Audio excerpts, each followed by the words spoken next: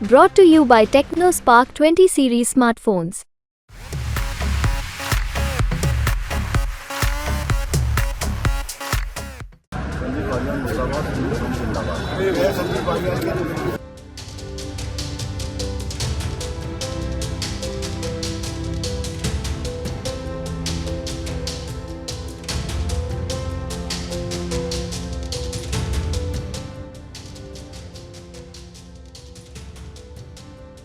टूटे हुए कांच के साथ जा रहा ये काफिला उत्तर प्रदेश के मुजफ्फरनगर से राज्य मंत्री और मौजूदा बीजेपी प्रत्याशी संजीव बालियान का है। बताया जा रहा है कि संजीव बालियान के काफिले पर हमला हुआ। प्रचार के दौरान प्रचार वाहन की गाड़ियों में तोड़फोड़ की गई। इसी के साथ बताया जा रहा है कि यह घटना खतौली कोतवाली क्षेत्र के मटगांव का है। मामले को लेकर भारतीय जनता पार्टी के जिलाध्यक्ष सुधीर सैनी ने बताया कि बीजेपी के प्रत्याशी संजीव बालियान की बढ़ती हुई लोकप्रियता से विपक्ष हताश और निराश है। उनको अपनी हार सामने दिखाई दे रही है, इसीलिए वो ऐसी ओछी हरकतें कर रहे हैं। उन्होंने आगे कहा कि जो मुझे जानकारी मिली है कि संजीव बालियान की जनसभा चल रही थी, इस दौरान बाहर जिंदाबाद मुर्दाबाद के नारे लगाए गए। साथ ही साथ किसी अन्य प्रत्याशी के समर्थन में भी नारे लगाए गए।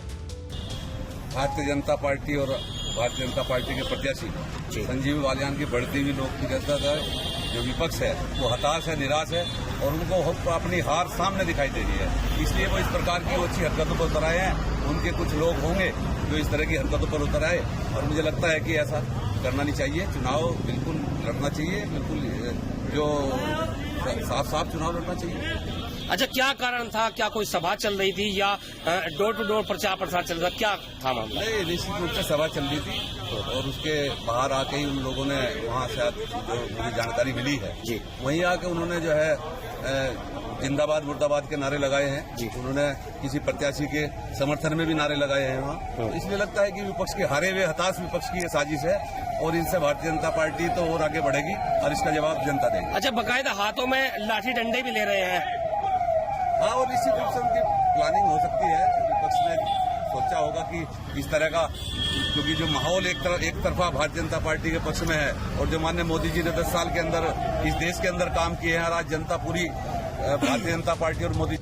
हालांकि इस पूरे मामले पर एसपी सिटी सत्यनारायण प्रजापति ने बताया कि घटना के बाद तुरंत थाना खतौली प्रभारी फोर्स लेकर पहुंच गए थे।